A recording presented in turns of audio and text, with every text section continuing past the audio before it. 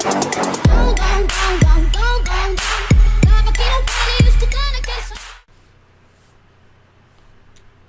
there, and welcome back to Crusaders Awakening.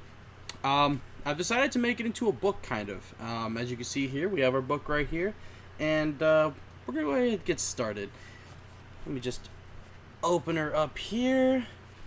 And as we can see, where we left off, our young traveler had found the wizard's tower.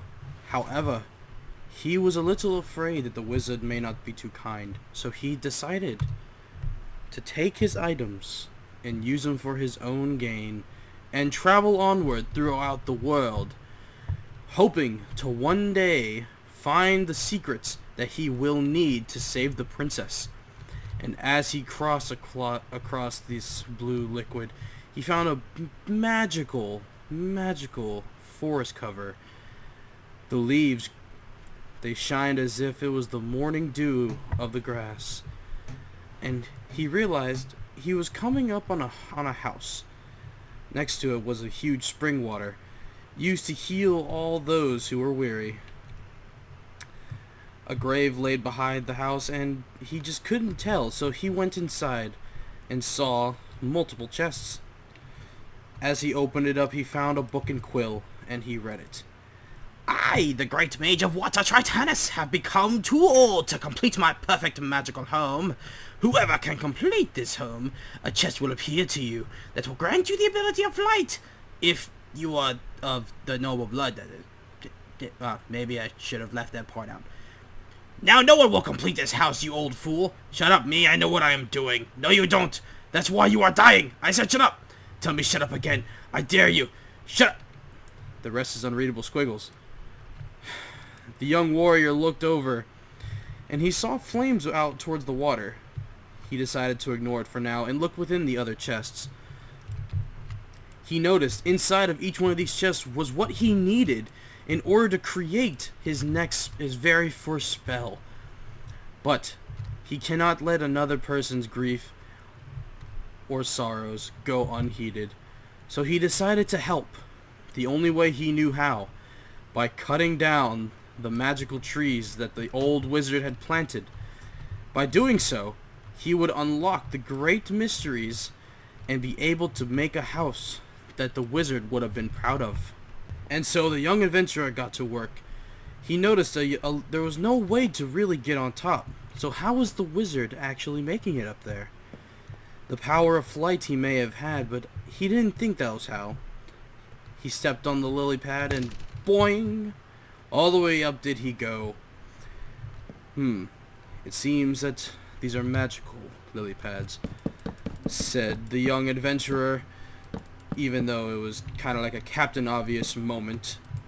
Sorry, fourth wall break. The young adventurer built the house with his hands, unable to know what may have come forth from completing it. He just knew he had to help in some way, shape, or form. Whether it looked good or looked bad, it did not matter.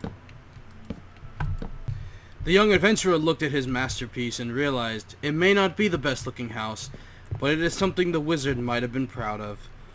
He had decided to make a second floor, one that would later be completed, because he had decided that he was going to make this his new home. And then, boom! The young adventurer was startled, and he looked outside to see fire everywhere. He looked down and saw a chest had truly appeared now that the house was completed. But there was nothing in here. Nothing that could really grant him any type of abilities. Aha! Just kidding. You do, however, have the ability to defeat Magnus, my eternal rival. Also, take care of my pet bat. He was so fearful of me that I had to turn him into an egg. The adventurer was very confused. However, the spawn bat, he remembered that the princess had given him one power that only her ancestors had. The ability to morph into other animals.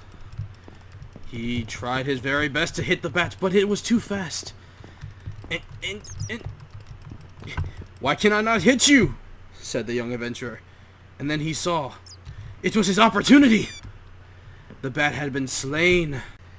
And as he went to go and transform into said bat, he could feel the power rushing within as he used the transformation for the first time. Yes, he said, I am a bat. And he decided to try his new powers. And yet, he could not fly.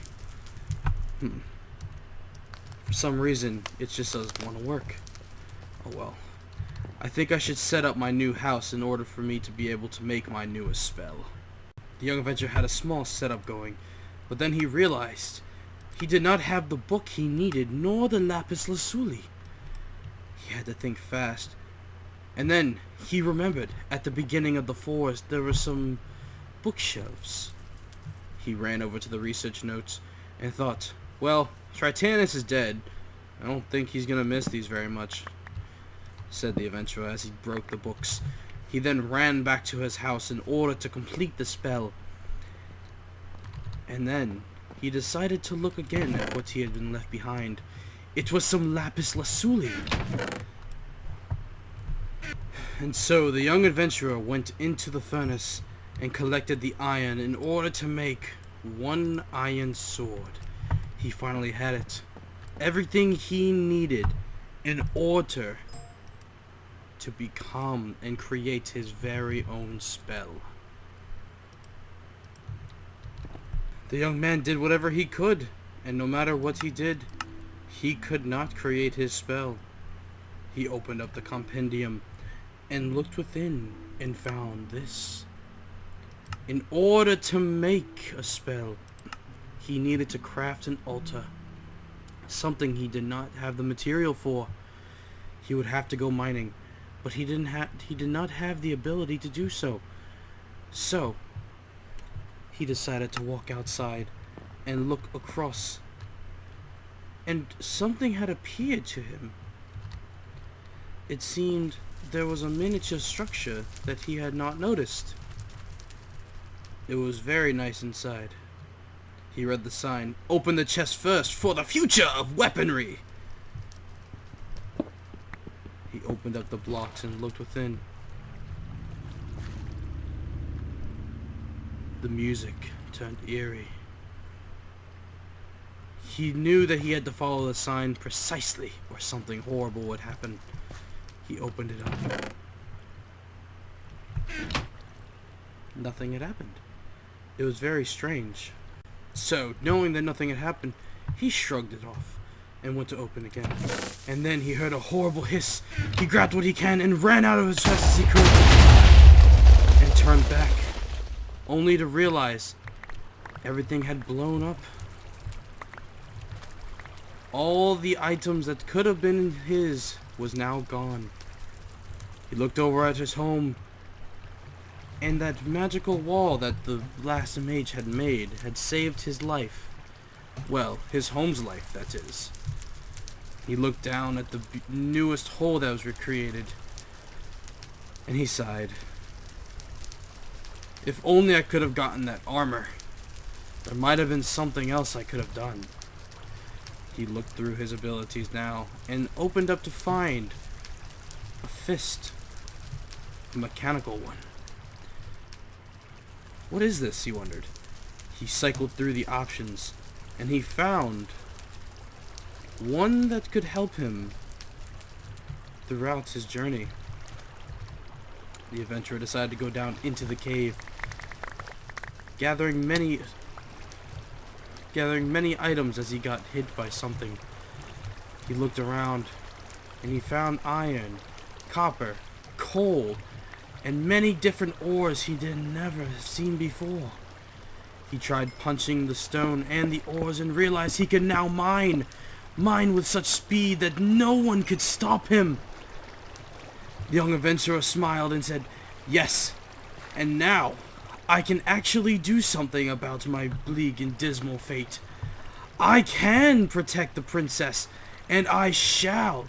I must go deep into this cave and create a cave of my own and mine it all out in order to make a crafting altar that will allow me to create my very own spell. The young adventurer then looked off into the stone, and that is where we shall leave off. I hope you all enjoyed this chapter of Crusaders Awakening. If you did, please leave a like, comment, and of course, if you're new, subscribe. We always enjoy a new addition to the Arca army. Let me know if you enjoyed the new book style instead of RPG style, and let me know if I should go back. Also, I would like to know this. If you enjoy, what I did to my channel, go check it out. Go to my channel and take a look. I made it look a little more cleaner. I added a trailer and everything. I think it looks very nice. Just let me know what you think. This has been your Lovable Big Boy, signing out. Peace!